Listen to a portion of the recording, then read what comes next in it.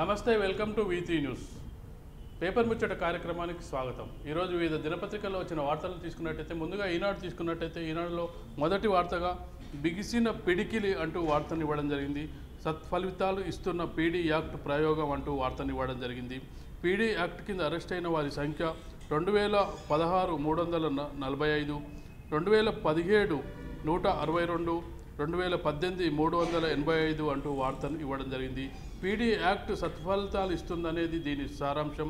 మరో వార్తగా ఈనాడులో పేదలందరికీ కనీస ఆదాయం, కాంగ్రెస్ అధ్యక్షుడు రాహుల్ గాంధీ హామీ, ఛత్తీస్గఢ్ రైతు ర్యాలీలో ప్రకటన అంటూ వార్తను ఇవ్వడం జరిగింది. మరొక వార్తగా రాజధానికి స్వచ్ఛ భారత్ మిషన్ పురస్కారం అంటూ వార్తనివ్వడం జరిగింది. ఎస్ఐ పోస్టుల భర్తీకి తొలగిన అడ్డంకులు, భారీగా గురుకుల కొలువులు అంటూ వార్తనివ్వడం జరిగింది. ఎదురేలేని భారత్ మూడో వన్డేలో న్యూజిలాండ్పై 7 వికెట్ల తేడాతో గెలుపు, మరో 2 మ్యాచ్లు మిగిలి ఉండగానే సిరీస్ కైవసం అంటూ వార్తనివ్వడం జరిగింది. అక్కడెట్లయితే ఇక్కడట్లా అంటూ వార్తను ఇవ్వడం జరిగింది. కేంద్రంలో పూర్తిస్థాయి బడ్జెట్ ప్రవేశపెడితే మనము అలాగే చేద్దాం, బడ్జెట్పై ముఖ్యమంత్రి కేసీఆర్ ఉన్నత స్థాయి సమీక్ష అంటూ వార్తనివ్వడం జరిగింది. ఇవి ఈనాడులో మొదటి పేజీలో వచ్చిన వార్తల్ని తీసుకున్నట్టయితే మరొక పత్రికను తీసుకున్నట్టయితే ఆంధ్రజ్యోతిలో మొదటి వార్తగా పేదకు రొక్కం, నెలవారీ కనీస ఆదాయ పథకం, రాహుల్ హామీ అంటూ వార్తనివ్వడం జరిగింది. ఇది బ్యానర్ ఐటమ్గా ఇవ్వడం జరిగింది.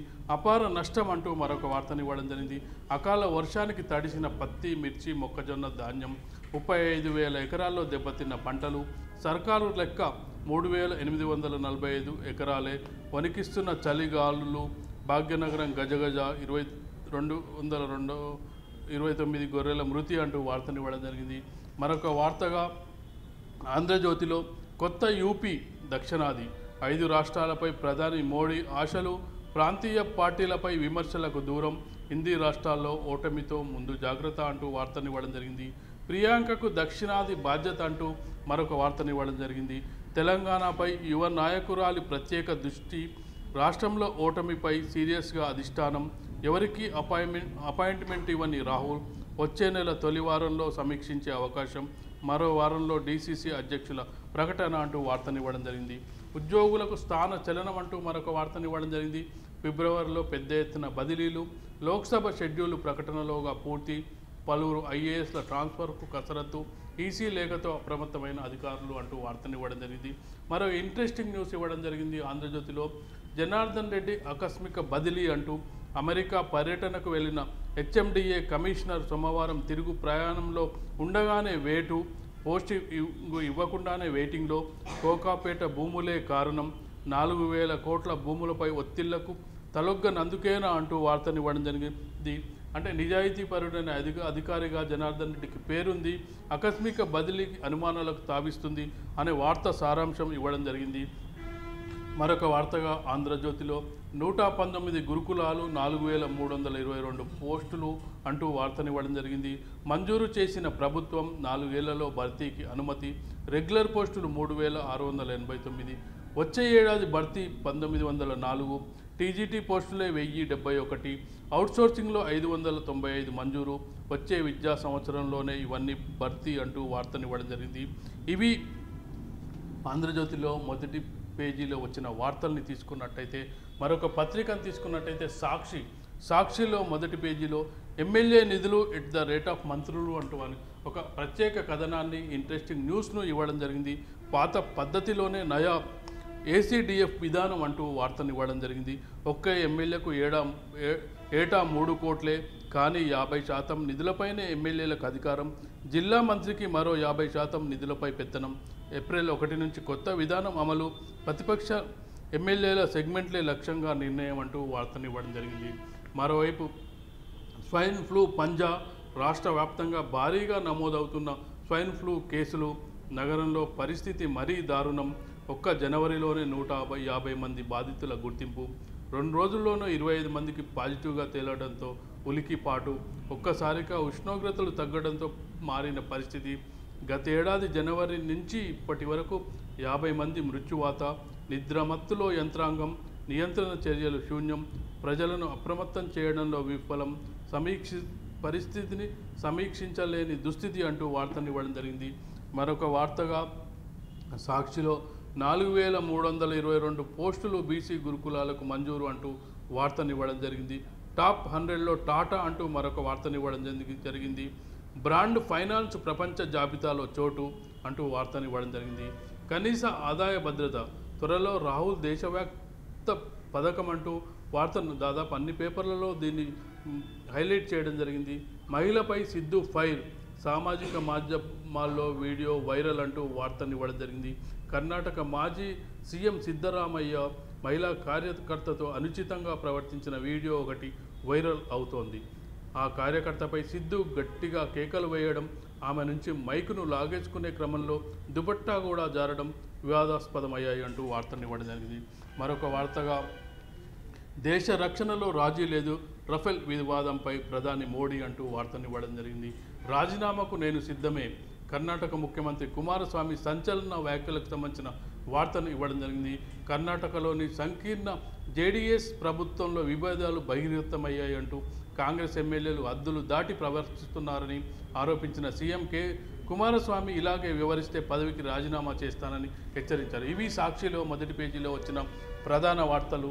మరొక పత్రికను తీసుకున్నట్టయితే వెలుగు పత్రికలో ప్రత్యేక కథనాన్ని ఇవ్వడం జరిగింది. కేంద్రంలో అధికారం ఎవరికి, పీఎం ఎవరు అంటూ అంగులు సూచిస్తున్న సర్వేలు. బీజేపీకి తగ్గిన మోడీకి అదే ఆకర్షణ, గేమ్ మార్చిన యూపీ మహాకూటమి. కాంగ్రెస్ బలపడ్డ మెజారిటీకి దూరమే, 15 సీట్లు దాటే పార్టీలే కింగ్ మేకర్లు. కీలకంగా మారుతున్న కేసీఆర్ ఫ్రంట్ అంటూ వార్తనివ్వడం జరిగింది. ఎవరి నసీబ్ ఎట్లుంటుందో అంటూ ప్రత్యేక కథనాన్ని వెలుగు ప్రచురించడం జరిగింది.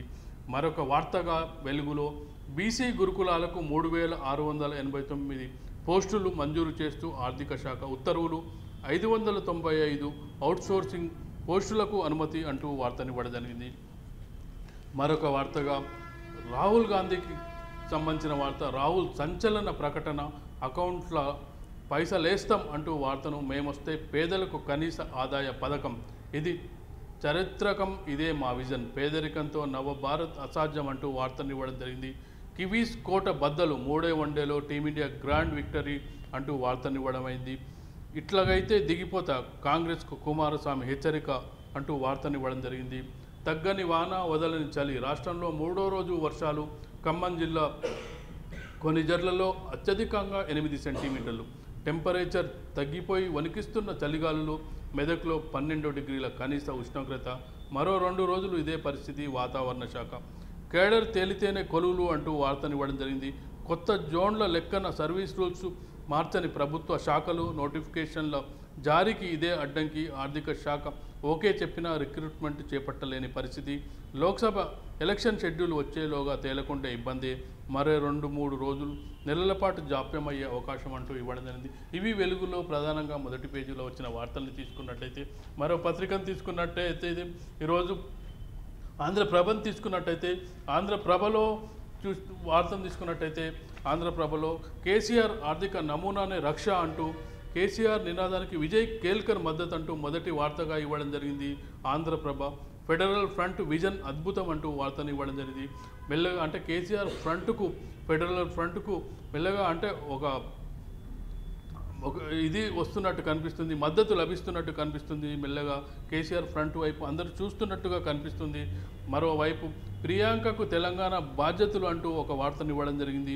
కాంగ్రెస్లో నూతనోత్సాహాన్ని కలిగించిన ఏఐసీసీ ప్రధాన కార్యదర్శి ప్రియాంక గాంధీకి త్వరలో తెలంగాణ కాంగ్రెస్ ప్రచారం లేదా ఇన్ఛార్జి బాధ్యతలు అప్పగిస్తున్నారా? దక్షిణాది రాష్ట్రాలపై కాంగ్రెస్ అధిష్టానం ప్రత్యేక దృష్టి సారించిందా అంటే ఆ పార్టీ వర్గాల నుంచి అవుననే సమాధానం వినిపిస్తుంది. జాబ్స్ అంటూ ఆంధ్రప్రభలో వార్తనివ్వడం జరిగింది. గ్రూప్ 1, గ్రూప్ 2 ఖాళీలు, బీసీ గురుకులాల్లో ఖాళీలు, సోర్సింగ్ పోస్టులు అంటూ ఇవ్వడం జరిగింది. గ్రూప్ 1, గ్రూప్ 2 1948, బీసీ గురుకులాల్లో 4000, అవుట్సోర్సింగ్లో 600 పోస్టులు, మొత్తం 4600 ఖాళీల భర్తీకి ఆర్థిక శాఖ లైన్ క్లియర్ చేసిందని, ఫలించనున్న నిరుద్యోగుల కళ అంటూ వార్తనివ్వడం జరిగింది. మరొక వార్తగా పోలింగ్ రోజు సిగరెట్ షాపులు బంద్ అంటూ వార్తనివ్వడం జరిగింది. బదిలీలు చేపట్టొద్దు, పోస్టింగ్ ఇవ్వద్దు, స్థానిక అధికారులకు ఎన్నికల విధులు వద్దు, రాష్ట్రాలకు ఎన్నికల కమిషన్ లేఖలు, ఎన్నికల వేళ కఠిన నిర్ణయాలు అంటూ వార్తనివ్వడం జరిగింది. కాంగ్రెస్ కొత్త హామీ, మేమొస్తే పేదలకు కనీస ఆదాయం. ఛత్తీస్గఢ్ రైతు కృతజ్ఞత సదస్సులో రాహుల్ ప్రకటన. ఆకలి పేదరికం నిర్మూలన కోసమేనని వెల్లడి. సిద్ధు ఇదేం పని, ఓ మహిళతో కర్ణాటక మాజీ సీఎం దురుసు ప్రవర్తన. కుమారుడి మాటెత్తగానే కోపంతో ఊగిపోయిన సిద్ధరామయ్య, మహిళ చేతిలో ఉన్న మైక్ లాగివేత అంటూ వార్తనివ్వడం జరిగింది. కాంగ్రెస్ హద్దు మీరితే రాజీనామా చేస్తా అంటూ మరో వైపు కుమారస్వామి హెచ్చరికలను కూడా ఇవ్వడం జరిగింది. స్వైన్ ఫ్లూ కలకలం, గాంధీలో 9 మంది రోగులు అంటూ వార్తనివ్వడం జరిగింది. మిర్చి రైతు కన్నీరు, అకాల వర్షాలతో భారీ నష్టం, యార్డులో తడిచిన మిర్చి అంటూ వార్తనివ్వడం జరిగింది.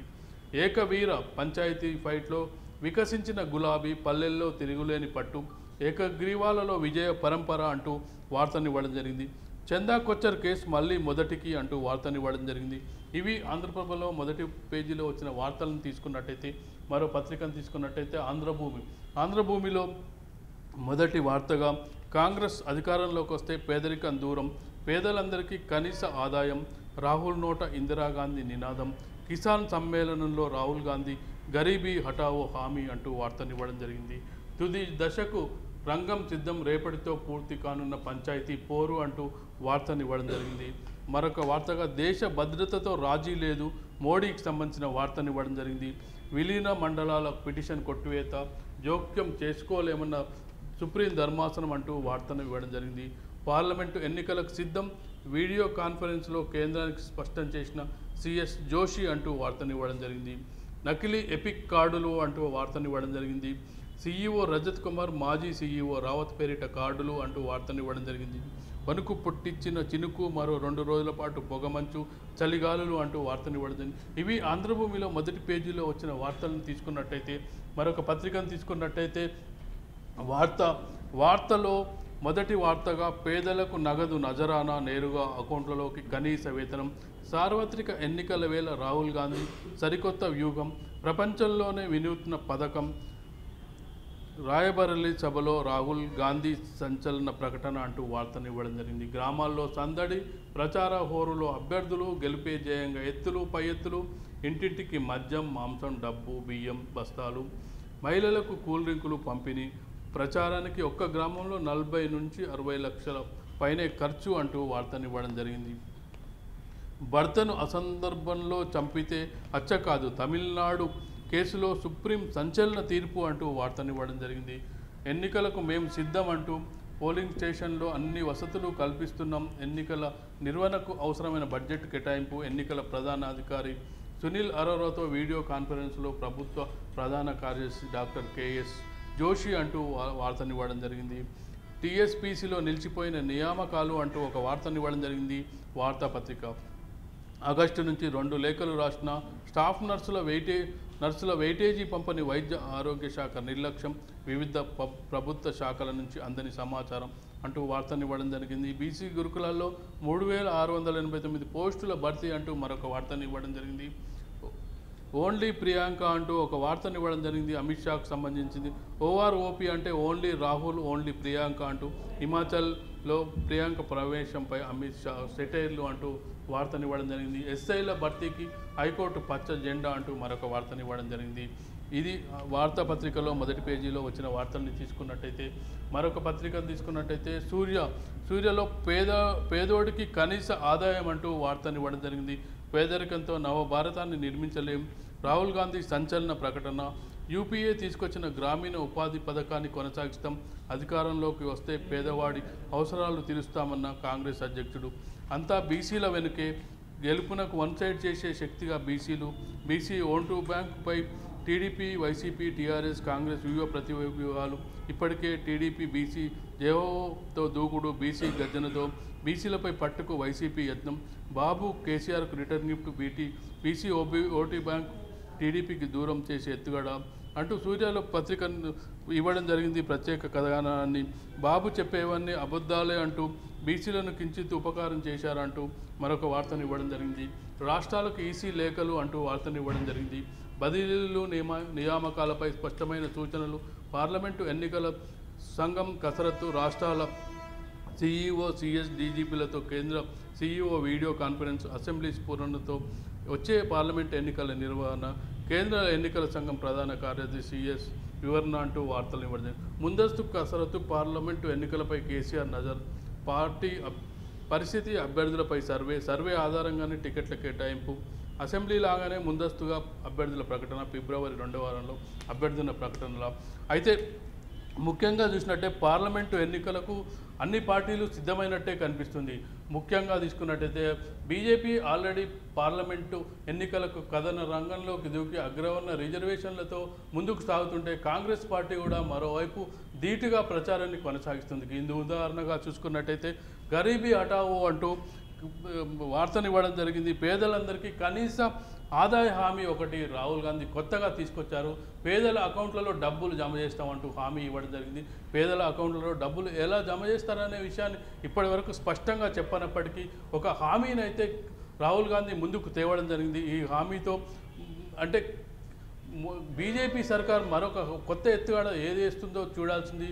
ఇప్పటికే బీజేపీ ప్రభుత్వం, ఎన్డీఏ ప్రభుత్వం రిజర్వేషన్ల అగ్రవర్ణ పేదలకు రిజర్వేషన్లు అంటూ ఇప్పటికే ఎన్నికల సైరన్ మోగించడంతో రాహుల్ గాంధీ సైతం, కాంగ్రెస్ పార్టీ సైతం ఎన్నికల రంగంలోకి దిగి ఎన్నికల్లో ఓటు బ్యాంకును ఆకర్షించడానికి ప్రయత్నాలు కొనసాగిస్తుంది. ఆ ప్రయత్నంలో భాగంగా రైతు బంధు పథకం నమూలాగానే బ్యాంకు అకౌంట్లను కనీస వేతనం అంటూ వార్తలు ఇవ్వడం జరిగింది.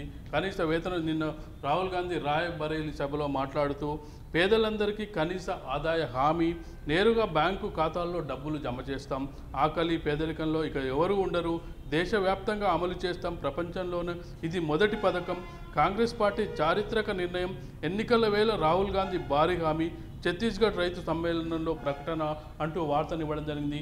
దాదాపు అన్ని పత్రికలు ఇదే వార్తను హైలైట్ చేయడం జరిగింది. పేదలందరికీ కనీస ఆదాయం అంటూ కాంగ్రెస్ అధ్యక్షుడు రాహుల్ గాంధీ చేసిన ప్రకటన ఇవ్వడం జరిగింది. పేదోడికి కనీస ఆదాయం, యూపీఏ తీసుకొచ్చిన గ్రామీణ ఉపాధి పథకాన్ని కొనసాగిస్తాం అంటే ఇంత గతంలో తీసుకొచ్చిన యూపీఏ తీసుకొచ్చిన గ్రామీణ హామీ పథకం ఎలాగైతే అమలు చేస్తున్నారో కనీస 100 రోజుల పని దినాలు అనే పథకాన్ని తీసుకొచ్చి విజయవంతంగా, కొంతవరకు విజయవంతమైందని చెప్పాలి కనీస పథకం అనేది. అయితే అలాంటి హామీతోటే రాహుల్ గాంధీ మరోసారి ముందుకు వస్తున్నట్టు కనిపిస్తుంది. రాహుల్ గాంధీ కూడా ఇటీవల నిర్ణయాలు చురుగ్గా తీసుకుంటున్నట్టు మనకు కనిపిస్తుంది. ఎందుకంటే యూపీలో ఎస్పీ బీఎస్పీ పొత్తు తర్వాత అకస్మాత్తుగా ప్రియాంక గాంధీని యూపీకి తీసుకొచ్చి యూపీ బాధ్యతలు అప్పగించడంతో ఎన్నికల రంగంలోకి కాంగ్రెస్ పార్టీ కూడా సిద్ధమైనట్టు కనిపిస్తుంది. అలాగే మరొక ఇంట్రెస్టింగ్ న్యూస్ ఇవాళ దాదాపు అన్ని పత్రికల్లోనూ రావడం జరిగింది. ప్రియాంక గాంధీకి తెలంగాణ బాధ్యతలు అప్పగిస్తారనే వార్త కూడా ఇవ్వడం జరిగింది. అంటే బలంగా ఉన్న సౌత్ రాష్ట్రాలపై కాంగ్రెస్ పార్టీ అధిష్టానం దృష్టి పెట్టినట్టుగా కనిపిస్తుంది. అంటే కర్ణాటక, తెలంగాణలో కాంగ్రెస్ పార్టీ బలంగా ఉంది ఇప్పటికీ. అంటే ఈ రాష్ట్రాల్లో అత్యధిక స్థానాలు గెలుచుకుంటే కేంద్రంలో అంటే కొన్ని యూపీ, బీహార్ లాంటి కొన్ని రాష్ట్రాల్లో అంటే వాళ్ళు కొంచెం బలహీనంగా ఉన్నప్పటికీ కేంద్రంలో అధికారాలను పొందాలంటే దక్షిణాది రాష్ట్రాలపై ముఖ్యంగా దృష్టి పెట్టాలనే ఆలోచనతోనే ప్రియాంక గాంధీని రంగంలోకి దించుతున్నట్టు తెలుస్తుంది. ఎందుకంటే ప్రియాంక గాంధీ వాళ్ళ నానమ్మ ఇందిరాగాంధీతో పోలి ఉంటుందనే ప్రజలు అభిప్రాయపడుతున్నాడు. గతంలో ఇందిరాగాంధీ మెదక్లో, తెలంగాణలోని మెదక్లో గెలిచిన సంఘటనలు ఉన్నాయి. ఆ నేపథ్యంలో ప్రియాంక గాంధీపై ప్రజల్లో ఆసక్తి, ఆదరణ ఉంది. అందువల్ల ప్రియాంక గాంధీని దించాలనే ఉన్నట్టు కనిపిస్తుంది. మరోవైపు బీజేపీ కూడా ఎన్నికల వేళ కొత్త హామీలతో ముందుకొస్తుంది. అంటే బడ్జెట్ సమావేశాల్లోప, బడ్జెట్ అయ్యాకనా ఎలా చేస్తుందో కానీ రైతు బంధు పథకం తరహాలో, తెలంగాణ రైతు బంధు పథకం తరహాలో ఒక పథకాన్ని ప్రవేశపెట్టాలనే ఆలోచనలో ఉన్నది. ఎందుకంటే గత నెలలో 2 నెలల క్రితం జరిగిన 3 రాష్ట్రాల ఉత్తరాది ఎన్నికల్లో, మధ్యప్రదేశ్, రాజస్థాన్, ఛత్తీస్గఢ్ ఎన్నికల్లో బీజేపీ ఓటమి పాలైంది. దానికి కారణం రైతుల నుంచి తీవ్ర నిరసన వ్యక్తమైన నేపథ్యంలో రైతులకు ఏదో ఒక పథకం పెట్టాలి, రైతులను ప్రసన్నం చేసుకోవాలనే ఆలోచనలో ప్రభుత్వం, ఎన్డీఏ ప్రభుత్వం ఉన్నట్టు తెలుస్తుంది. రకరకాల ఊహాగానాలు కనిపిస్తున్నాయి. రైతు బంధు పథకం అంటే తెలంగాణలో రైతు బంధు పథకం కింద కేసీఆర్ ప్రవేశపెట్టిన పథకాన్ని పెట్టాలనే ఆలోచన ఉందా, లేకపోతే రైతులకు నేరుగా డబ్బులు ఇవ్వాలన్నా, రైతు రుణాలు మాఫీ చేయాలా అంటే వివిధ పథకాల ఆలోచనలో ఎన్డీఏ ప్రభుత్వం మోడీ సర్కార్ ఉంది. అందులో భాగంగానే రిజర్వేషన్ ప్రక్రియను కూడా ముందుకు తీసుకొచ్చినట్టు మనకు కనిపిస్తుంది. అంటే మార్చి ఏప్రిల్లో జరగనున్న ఎన్నికల్లో మార్చిలో షెడ్యూల్ వచ్చే అవకాశం ఉంది. అయితే అన్ని పార్టీలు కూడా ఎన్నికలు సిద్ధమై వారి ఆయుధాలను అమ్ముల పొదిలో నుంచి తీస్తున్నాయి.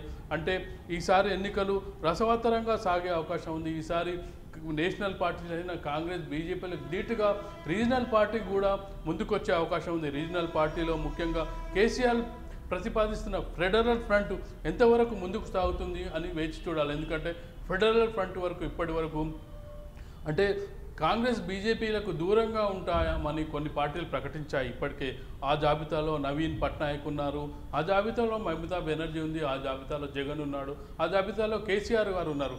అయితే ముఖ్యంగా ఎన్డీఏ కూటమి, యూపీఏ కూటమి రెండే కూటములు ఉంటాయి అంటూ చంద్రబాబు కూడా ప్రయత్నాలు సాగిస్తున్నారు. అంటే థర్డ్ ఫ్రంట్కు అవకాశం లేదు, ఫెడరల్ ఫ్రంట్కు అవకాశం లేదు. ఎన్డీఏ ప్రభుత్వాన్ని ఓడించాలి, నరేంద్ర మోడీని గద్దె దించాలంటే ప్రత్యామ్నాయం కాంగ్రెస్ నేతృత్వంలోని ఫ్రంట్ మాత్రమే చేయగలదంటూ చంద్రబాబు ఒక ప్రతిపాదన చేశారు. అయితే ఈ ఫ్రంట్ కూడా అంటే సక్సెస్ అయ్యే అవకాశాలు కనిపించడం లేదు. ఎందుకంటే అతిపెద్ద రాష్ట్రమైన యూపీలో కాంగ్రెస్ పార్టీని కాదని ఎస్పీ, బీఎస్పీ పొత్తు పెట్టుకొని వాళ్ళు ముందుకెళ్తున్న సంగతి తెలిసిందే. దీంతో తేరుకున్న కాంగ్రెస్ వెంటనే ప్రియాంక గాంధీని రంగంలోకి దించడం జరిగింది. అలాగే బీహార్లో సైతం ఆ పార్టీ లాలూ ప్రసాద్ యాదవ్ పార్టీతో పొత్తు పెట్టుకునే అవకాశం ఉంది. అయితే పశ్చిమ బెంగాల్లో ఆ అవకాశాలు లేవు. ఎందుకంటే పశ్చిమ బెంగాల్లో ఒంటరిగా పోటీ చేస్తామని కాంగ్రెస్ పార్టీ ప్రకటించింది, మమతా బెనర్జీ సైతం ప్రకటించింది. ఇక ఒరిస్సాలో సైతం కాంగ్రెస్, బీజేపీలకు సమదూరం పాటిస్తాను నవీన్ పట్నాయక్ చెప్పడం జరిగింది. అంటే ఈ విధంగా చూసినట్టయితే 3 ఫోర్సులుగా ఎన్నికల రంగంలోకి దిగే అవకాశం ఉంది. బీజేపీ ఒక పార్టీగా, యూపీఏ మరొక పార్టీగా. అంటే రీజనల్ పార్టీకు ఏ రాష్ట్రంలో ఆ రాష్ట్ర పార్టీలు వివిధగా పోరాడి తర్వాత ఫెడరల్ ఫ్రంట్ అవకాశం, అంటే ఫెడరల్ ఫ్రంటే ముందుకు వచ్చే అవకాశం ఉన్నట్టుగా కనిపిస్తుంది. ఈరోజు వార్తా కథనాలను చూసినట్టయితే సర్వేలన్నీ హంగును సూచిస్తున్నాయి. బీజేపీకి తగ్గిన హవా, మోడీకి అదే ఆకర్షణ, గేమ్ మార్చిన యూపీ మహాకూటమి. కాంగ్రెస్ బలపడ్డా మెజారిటీకి దూరమే. కాంగ్రెస్ ఎంత బలపడ్డా 100 సీట్ల వరకు రాగలదనే అంచనాలతోనే ఉన్నారు ఇప్పటివరకు. అంటే మిత్రపక్షాలను పక్కకు తీస్తే కేవలం కాంగ్రెస్ 100 మార్కు చేరుకోగలదని, సొంతంగా బీజేపీకి కూడా 200 పైచిలకు వరకే రావచ్చనే అభిప్రాయం ఇప్పటికి వచ్చిన సర్వేలోనే. అంటే బీజేపీ తన 280 స్థానాల్లో 80 స్థానాలు కోల్పోయే అవకాశం ఉంది. ఈ 80 స్థానాల్లో ఎలా ఫిలప్ చేసుకుంటుందని అనుకున్నట్టయితే కొంత ఎన్డీఏ మిత్రపక్షాలైన జేడీయూ లాంటి పార్టీలు, నితీష్ కుమార్ లాంటి పార్టీలు, శివసేన లాంటి పార్టీలు, అకాలీదళ్ లాంటి పార్టీలు ఉన్నప్పటికీ వాళ్ళకు 30-40 సీట్లు వచ్చినా 250 మార్కు వరకు వచ్చే అవకాశం ఉన్నా మళ్ళీ ఫెడరల్ ఫ్రంట్కి సంబంధించిన కేసీఆర్, జగనో, నవీన్ పట్నాయక్ వీళ్ళపై ఆధారపడాల్సి ఉంటుంది. కాబట్టి ఎన్నికల ప్రక్రియలో ఎలాంటి జరుగుతాయో చూడాలి. అంటే మొత్తానికైతే 2019 సార్వత్రిక ఎన్నికలకు అన్ని పార్టీలు సిద్ధమైనాయని చెప్పాలి. అదే భాగంలో ఎన్నికల హామీలు, బహిరంగ సభలు అన్నీ కురిపిస్తున్నాయి, వరాల వర్షం కురిపిస్తున్నాయి. ఇవి ముందు ఎలా దారితీస్తాయో, సంక్షేమ పథకాలు ప్రజలకు ఎలా చేరువైతాయో చూడాలి. ఇది ఈరోజు పేపర్ ముచ్చట కార్యక్రమం. తిరిగి రేపటి కార్యక్రమంలో కలుసుకుందాం. అంతవరకు సెలవు, నమస్కారం.